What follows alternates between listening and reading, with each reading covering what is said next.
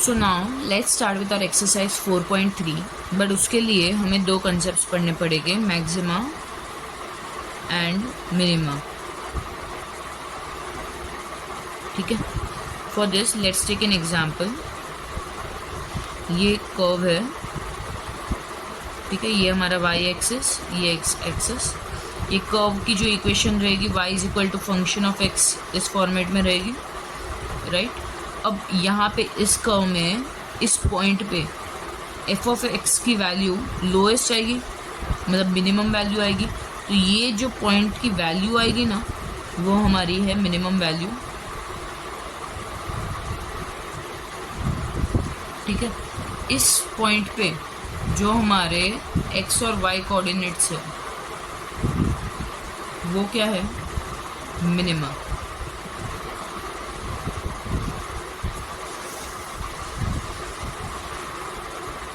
वैसे ही let's take another example. ये हमारी y एक्सिस, ये x एक्सिस। एक कर्व है, इसकी equation y equals to F of x इस फॉर्मेट में रहेगी। इसी कर्व में ये वाले पॉइंट पे एफ ऑफ एक्स की वैल्यू सबसे हाईएस्ट आएगी, तो वो हो गया हमारा मैक्सिमम वैल्यू। ठीक है, और वहाँ पे जो हमारे x और y कोऑर्डिनेट्स रहेंगे वो हो गया हमारा मैक्सिमा। ओके, इस चीज़ का प्रैक्टिकल यूज़ क्या है, जैसे कि लेट्स टेक एन एग्जांपल। आप एक मैन्युफैक्चरिंग कंपनी हो, तो आपको गुड्स स्टोर करने रहते हैं खुद अपने वेयरहाउस में। ओके, और गुड्स को ऑर्डर भी करने पड़ेंगे ट्रक्स। ठीक है, इन्वेंट्री आएगा आपके वेयरहाउस में।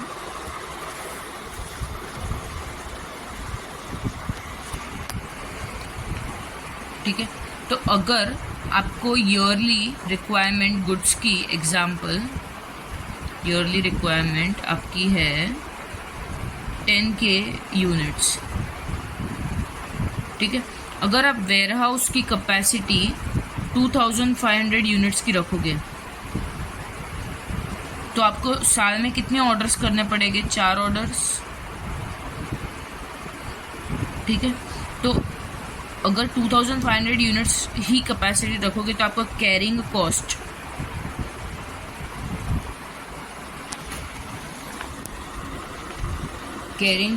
वो क्या हो जाएगा, कम। बट ऑर्डरिंग कॉस्ट ज़्यादा हो जाएगा। ये कॉस्टिंग का कंसेप्ट है। कैरिंग कॉस्ट मतलब यूनिट्स को वेयरहाउस में होल्ड करने के भी बहुत सारे कॉस्ट होते हैं, जैसे कि वेयरहाउस का इलेक्ट्रिसिटी बिल, फिर वेयरहाउस का रेंट हो गया, फिर वेयरहाउस में हाइजीन मेंटेन करने का कॉस्ट हो गया, जैसे कि रैट्स ना आए, वो सब चीज़ों के लिए। ठीक है, तो ऐसे बहुत सारे कॉस्ट होते हैं जो यूनिट को होल्ड करने के लिए इनकर होते हैं, राइट। और ऑर्डरिंग कॉस्ट क्या होता है कि हर बार एक ऑर्डर प्लेस करने के लिए कुछ कॉस्ट इनकर होते हैं, जैसे कि ट्रांसपोर्ट कॉस्ट हो गया, फ्रेट चार्जेस, रिफ्रेशमेंट चार्जेस जो भी है ड्राइवर्स के लिए। तो बहुत सारे ऐसे टाइप के कॉस्ट होते हैं जो हर एक टाइम ऑर्डर करने के लिए कॉस्ट होते हैं। शिपमेंट यहाँ से वहाँ जा रहा है। ठीक है, अगर हमने समझो यूनिट्स रखने का कैपेसिटी बढ़ा लिया, 5000 यूनिट्स का कैपेसिटी कर दिया, तो कैरिंग कॉस्ट हमारा बढ़ जाएगा। बट 10,000 यूनिट्स के लिए हमें कितने ऑर्डर प्लेस करने को पड़ेंगे, अगर 5000 यूनिट्स की कैपेसिटी है, सिर्फ 2 ऑर्डर, तो हमारा ऑर्डरिंग कॉस्ट कम हो जाएगा ना, राइट। तो इन दोनों के बीच में एक ऐसा हमें बैलेंस स्ट्राइक करना है, क्योंकि क्या हो रहा है कि अगर हम कैपेसिटी बढ़ा रहे हैं वेयरहाउस की तो कैरिंग कॉस्ट कम हो रहा है बट ऑर्डरिंग कॉस्ट बढ़ जा रहा है। बट अगर कैपेसिटी बढ़ा रहे हैं तो ऑर्डरिंग कॉस्ट कम हो रहा है बट कैरिंग कॉस्ट बढ़ रहा है, राइट। कम कैपेसिटी में कैरिंग कॉस्ट कम हो रहा है, ऑर्डरिंग कॉस्ट बढ़ रहा है। ज़्यादा कैपेसिटी में कैरिंग कॉस्ट बढ़ रहा है बट ऑर्डरिंग कॉस्ट कम हो रहा है। तो हमें एक ऐसा बैलेंस स्ट्राइक करना है जिसमें दोनों ही कॉस्ट अपने मिनिमम लेवल पे हो। ठीक है, तो ऐसी सारी चीज़ों के लिए मैक्सिमा और मिनिमा यूज़ होता है प्रैक्टिकल लाइफ में, ठीक है। और भी बहुत सारी चीज़ें हैं, but I was just given an example for because you are from commerce background. तो ये सारी चीज़ों में मिनिमम वैल्यू फाइंड करनी रहती है। वैसे ही बहुत सारे ऐसे एग्जाम्पल हम ले सकते हैं जिसमें हमें मैक्सिमम बेनिफिट चाहिए, तो वहाँ पे हम मैक्सिमा फाइंड करेंगे, मतलब बेनिफिट या फिर एफिशिएंसी हाईएस्ट होनी चाहिए, तो उसके लिए हम मैक्सिमा फाइंड करेंगे, ठीक है। अब इस एक्सरसाइज में कुछ ऐसे क्वेश्चंस आएंगे जिसमें हमें maximum value and minimum value find करने के लिए बोला होगा। तो उसके लिए सर्टन स्टेप्स फॉलो करना है, वो देखते हैं क्या स्टेप्स है।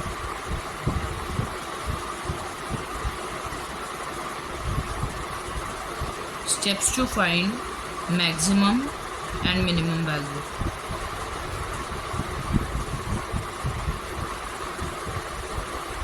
ठीक है, फर्स्ट स्टेप है, पहले तो हमें y is equal to F of x, ऐसी कोई तो इक्वेशन दी रहेगी, तो पहले उसका डेरिवेटिव फाइंड करो, डिफ्रेंशिएट करो उसको विथ रिस्पेक्ट टू x, तो हमें एफ डैश एक्स मिल जाएगा। फिर F double dash x find करो। एफ डबल डैश एक्स मतलब क्या, सेकेंड ऑर्डर डेरिवेटिव, मतलब जो ये वाली इक्वेशन एफ डैश एक्स मिलेगी उसे वापस डिफ्रेंशिएट करो विथ रिस्पेक्ट टू एक्स, ठीक है। उसके बाद F dash x equals to 0 equate करो, मतलब ऐसा एक पॉइंट जिसमें स्लोप जो है वो 0 है, तब हम फाइंड करेंगे हमारी x और y की वैल्यू क्या आ रही है, ठीक है। तो जब एफ डैश एक्स को 0 पुट करोगे तब x की हमें 2 वैल्यूज मिलेगी,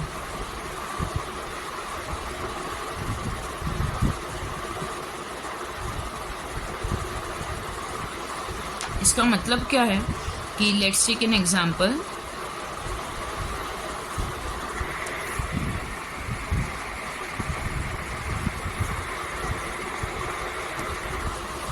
कि जब x की जो फर्स्ट वैल्यू आएगी उसे एफ ऑफ एक्स में जब पुट करेंगे अपने ओरिजिनल फंक्शन में, तब जो हमें आंसर आएगा वो, और सेकेंड जो x की वैल्यू है तब उसको एफ ऑफ एक्स में पुट करेंगे तब जो आंसर आएगा वो।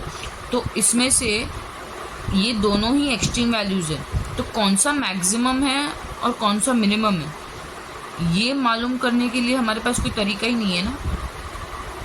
इसके लिए ये जानने के लिए कि कौन सा एक्सट्रीम वैल्यू मिनिमम वैल्यू दे रहा है for F of x and कौन सा एक्सट्रीम वैल्यू मैक्सिमम वैल्यू दे रहा है फॉर एफ ऑफ एक्स, ये जानने के लिए हम एक और स्टेप करेंगे। ये जो x की वैल्यूज़ है ना, put these x values in F double dash x, इस इक्वेशन में जो पहले ऊपर निकाला था ना, इसी रीज़न के लिए निकाला था, ठीक है।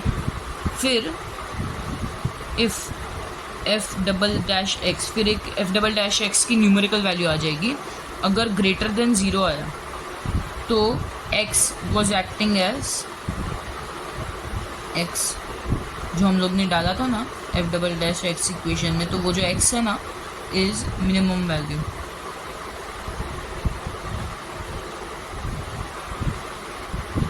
इसका मतलब क्या है, मतलब ऐसे नहीं लिखते, रुको। अगर हमने लेट्स टेक एन एग्जांपल, एक x आया 3 और दूसरा x आया -1, तो पहले हम लोग ने 3 एफ डबल डैश एक्स की इक्वेशन में डाला और 3 डालने के बाद एफ डबल डैश एक्स की वैल्यू ग्रेटर देन 0 आई, ठीक है। तब F of x is minimum at 3,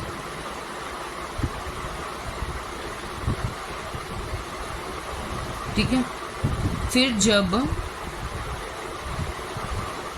हमने x -1 डाला in F double dash equation, F double dash x की इक्वेशन में, और वो लेस देन 0 आया, ठीक है, आंसर उसका, तो f of x is maximum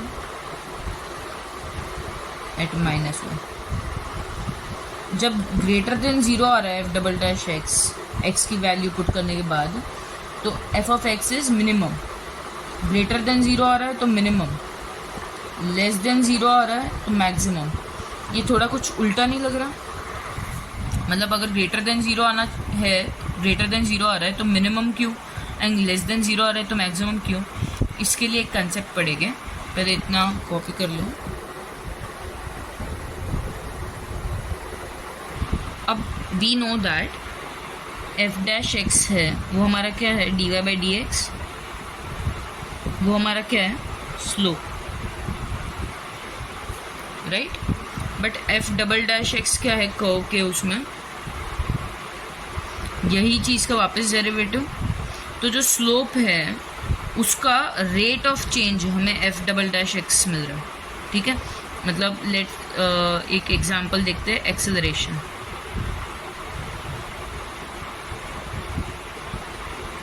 rate, ठीक है। अभी एक एग्जांपल लेते हैं,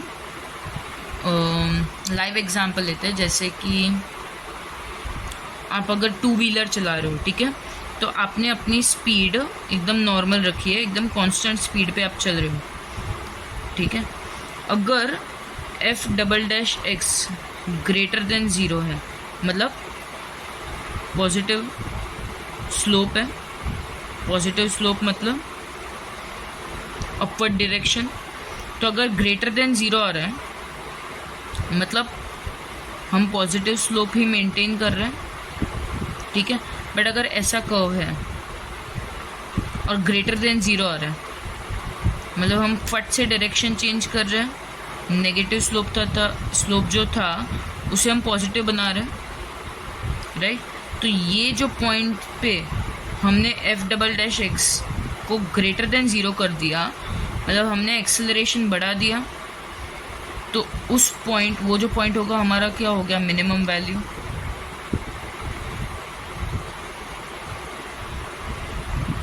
राइट। मतलब जब ग्रेटर देन ज़ीरो है तो पॉजिटिव स्लोप है हमारा। तो अगर हम कांस्टेंट स्पीड में चल रहे थे बट पॉजिटिव स्लोप करने के लिए हमने झट से एक्सेलरेशन बढ़ा दिया, तो इसके लिए ये जो पॉइंट से हमने चेंज किया डायरेक्शन वो हमारा हो गया मिनिमम वैल्यू। वैसे ही अगर f double dash x less than zero आ रहा है मतलब नेगेटिव स्लोप, राइट। तो लेट्स टेक एन एग्जांपल। अगर हम कांस्टेंट एक स्पीड में चल रहे हैं और F double dash x less than zero आया, मतलब अचानक से झट से हमने नेगेटिव कर दिया, उस पॉइंट से स्पीड चेंज हो गई, तो वो जो पॉइंट होगा हमारा क्या होगा, मैक्सिमम वैल्यू कर्व पे, ठीक है।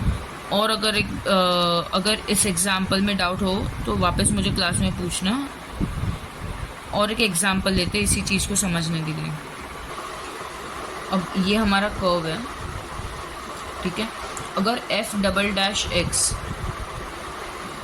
ग्रेटर देन ज़ीरो आ रहा है, ग्रेटर देन ज़ीरो आ रहा है मतलब पॉजिटिव स्लोप, मतलब उसने झट से डायरेक्शन अपवर्ड कर दिया, तो जिस पॉइंट से उसने झट से डायरेक्शन अपवर्ड किया वो हमारा लोएस्ट पॉइंट है ना, तो वो हो गया हमारा मिनिमम वैल्यू, ठीक है। वैसे ही अगर ये हमारा स्लोप है f double dash x is less than zero, less than zero मतलब नेगेटिव, तो यह इस पॉइंट से उसने झट से डाउनवर्ड डायरेक्शन कर दिया फॉर नेगेटिव स्लोप, तो ये जो पॉइंट से जहाँ से चेंज किया उसने अपना डायरेक्शन, वो हो गया हमारा मैक्सिमम वैल्यू। क्योंकि ये देखो ये lowest point in the curve है और यहाँ पे ये वाला highest point in the curve है, सो ये हो गया हमारा मैक्सिमम वैल्यू, ये lowest point in the curve minimum value. Simple enough. एक और ये याद रखने का एक और तरीका देखते हैं। एग्जाम्पल करते वक्त, एक्सरसाइज करते वक्त एक और तरीका देखेंगे। अभी डायरेक्टली एक्सरसाइज स्टार्ट करते हैं क्योंकि उसके लिए हमें इक्वेशन भी चाहिए। अब क्वेश्चन नंबर 1 में क्या बोला है,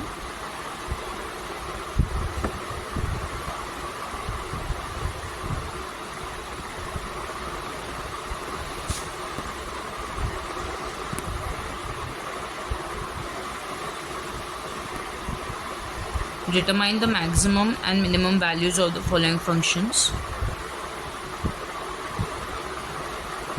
क्वेश्चन नंबर 1 नेक्स्ट वीडियो से स्टार्ट करते हैं. Let's end this video with basics.